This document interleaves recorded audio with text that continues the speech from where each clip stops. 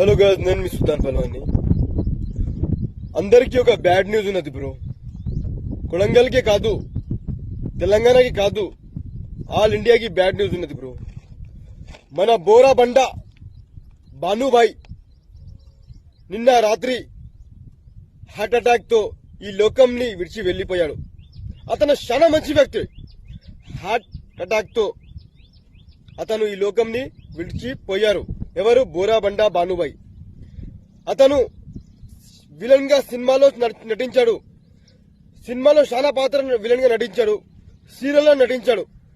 బోరా బండా భానుభాయ్ అంటే మాక్సిమం తెలంగాణలో గుర్తుపడతారు, ఆబ్వియస్లీ ఆంధ్రాలో గుర్తుపడతారు, ఆబ్వియస్లీ మాక్సిమం ఇండియాలో గుర్తుపడతారు.